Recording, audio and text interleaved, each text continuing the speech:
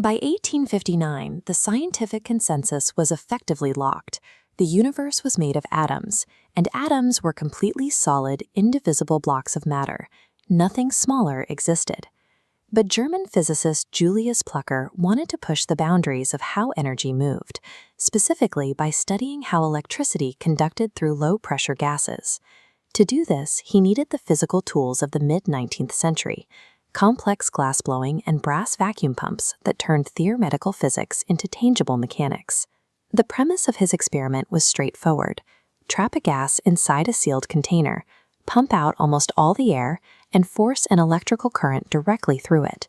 This simple test of conductivity was about to produce a result that invalidated the core concept of an impenetrable solid atom.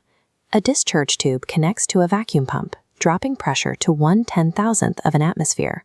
A negative cathode and positive anode are inserted. The circuit drives 10,000 volts across the gap. An invisible ray shoots from the cathode, creating a green glow. Because these cathode rays are entirely invisible to the naked eye until they hit the glass, scientists had to design a series of physical traps inside the tube to deduce exactly what this mysterious beam was made of. Returning to the tube diagram, the first test checks if this beam travels like ambient light. Dropping a solid object into the beam's path casts a sharp shadow, proving the ray travels in a straight line at high velocity. But is this straight line pure energy, or does it have physical mass? Placing a lightweight paddle wheel between the electrodes, the invisible rays force it to rotate, confirming the beam consists of solid material particles. To determine the charge of these particles, researchers clamped electric and magnetic field plates around the glass.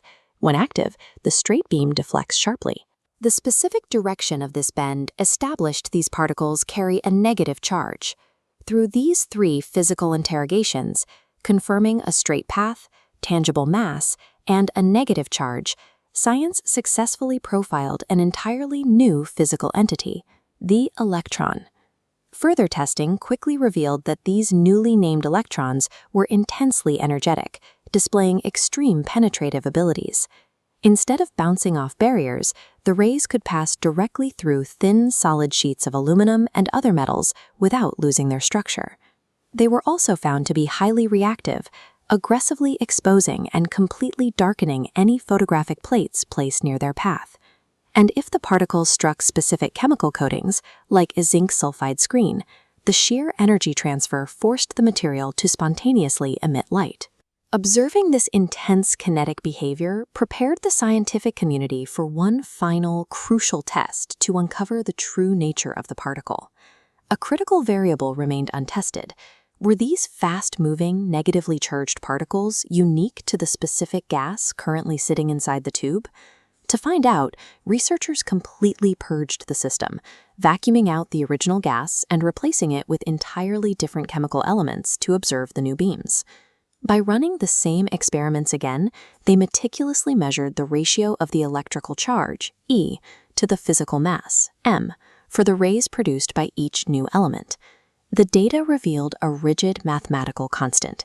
Regardless of which gas was placed in the tube, the charge-to-mass ratio was absolutely identical, 1.76 times 10 to the 11th coulombs per kilogram. The logical implication of this constant was immediate.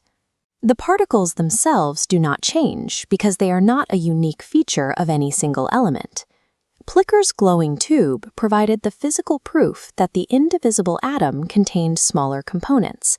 It established that these negatively charged electrons are the universal building blocks found in every atom in existence.